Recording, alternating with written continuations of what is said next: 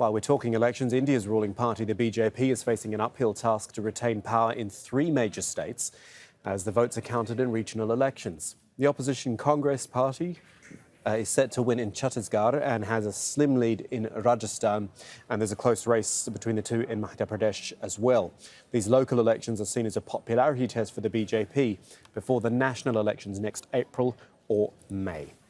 We are going to talk to Sreeram Sundar Chaulia, who is the Dean of the Jindal School of International Affairs in New Delhi. It's nice to have you with us. These elections, I mean, anything in India, democracy-wise, is always on a large scale. How much of an indication do you think these 3 particular states really give us about the state of national affairs? Not very much, I'm afraid, because, we have 29 states and only 5 went to elections this time for the provincial assemblies, and it's a mixed picture. I mean, it's not a rout for Prime Minister Narendra Modi's ruling BJP.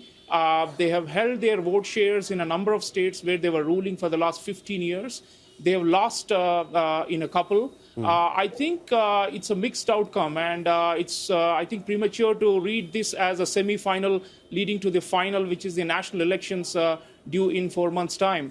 But one thing is for sure, I think Mr. Modi's appeal and image remain unrivaled at the national level. But I think the BJP will need to fix some chinks in the armor at the provinces, at the grassroots, where some of the local leadership may have, outspent its time and have done, service in the past. The governance record and the development record perhaps are not sufficient enough for the BJP looking forward. So that's what I would read into this election. Going to the national elections, simply talking about welfare schemes and development and governance may not be sufficient. And I think Narendra Modi still has that capacity to arouse the Indian public using nationalism and building a larger national narrative. And that is, I think, what will make a difference between the provincial level and the national level elections that are coming up. So it sounds to me the way you describe the whole picture is that in India it is a proper mix between issues-based politics and personality-based politics. As you say, Narendra Modi at a national level is still very popular, but it's also, the electorate does look beyond that sort of popularity and wants issues actually dealt with.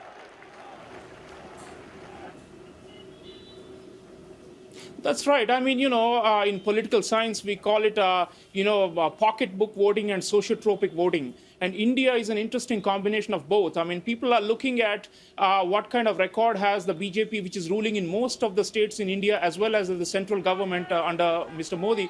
What have they given us in terms of, economic benefits and development and infrastructure? But on the other hand, there is the old India, which is, based on caste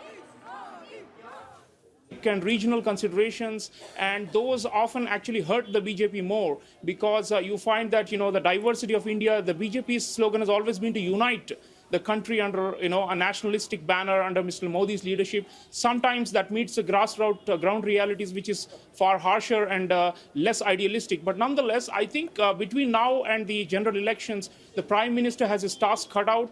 He will need to go beyond the, welfareism and the populism and talk a bigger picture about how India is rising and how the people need to see him for 5 more years at least to be able to carry through on the promises he began with. Some of these states which they are losing today, I must mention, have a BJP rule for 15 years at the provinces. So, in a way, change is inevitable in democracy, and maybe it's good. And it's, I think, a necessary wake-up call before the big elections coming up for the national parliament in a few months. Very interesting hearing from you, Sreeram Sundar Chaulia in New Delhi. Thank you.